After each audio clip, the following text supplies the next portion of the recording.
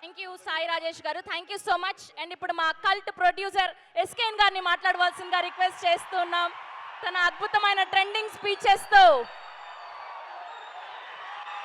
అద్భుతమైన కథలతో బ్లాక్ బస్టర్లు అందుకుంటున్నటువంటి మా ప్రొడ్యూసర్ ఎస్కేఎన్ గారు.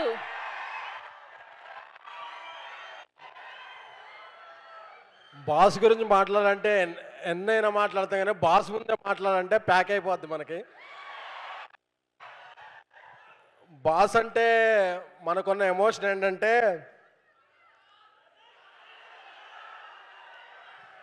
బాస్ మనం పెంచుకున్న తోట, మనం కట్టుకున్న కోట, మనం ఎంచుకున్న బాట, అది మెగాస్టార్ అంటే. ఆయనే మన పోర్టు, ఆయనే మన ఫోర్టు. చాలామందికి హృదయం లబ్డబ్ లబ్డబ్ అంటది, మనకు మాత్రమే తెలుసు మెగాస్టార్ మెగాస్టార్ అంటది. చాలామందికి బ్లడ్ గ్రూప్స్ ఏబిఓ ఉంటుంది, మనందరి blood group M mega. Thank you boss.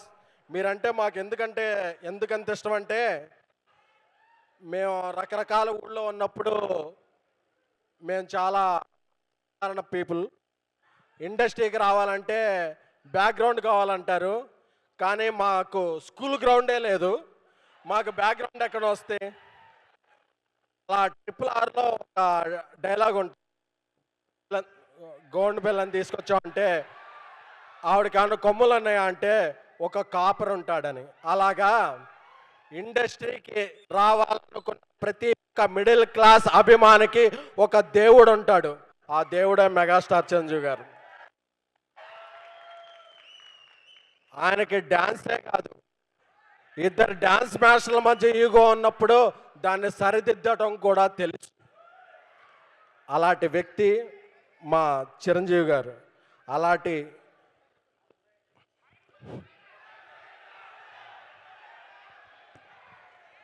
Bike పని చేయబోతే ఊరుకుంటా ఉండే, మైక్ పని చేయకపోతే బాస్ ముందు ఒప్పుకోం.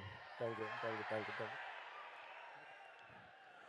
అలాంటి అరుదైన మెగాస్టార్ మా ఈ సినిమాకి, చెన్నై లవ్ స్టోరీకి రిలీజ్ ముందు ఈ సినిమాని ఒక పర్వతం అయితే దీనిలాగా మాకు ప్రజల ముందుకి తీసుకెళ్తాకి ఒక హనుమంతుడిలాగా మాకు వచ్చిన మెగాస్టార్ చిరంజీవి గారి పాద పద్మాలకి నమస్కారం.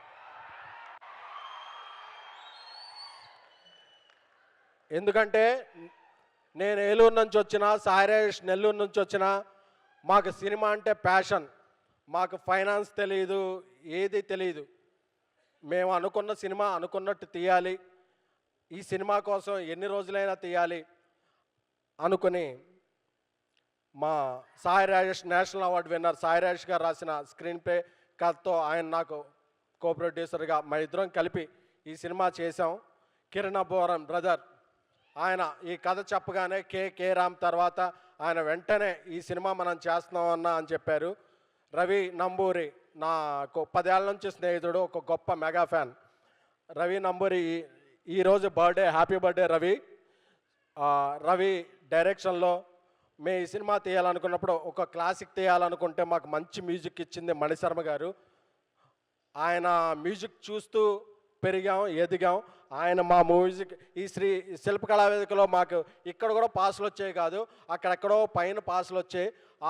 ఆ పాస్ దొరికినా బాస్ ముందు బాస్ని అక్కడ నుంచి దర్శనం చేసుకునే వాళ్ళం అనే ఆనందంతో ఉన్న దీంట్లో ఈరోజు శిల్పకళా వేదికలో మా సినిమా ఫంక్షన్ జరగటం, దానికి బాసే గెస్ట్గా రావటం అనేది మా పూర్వజన్మ సుకృతం.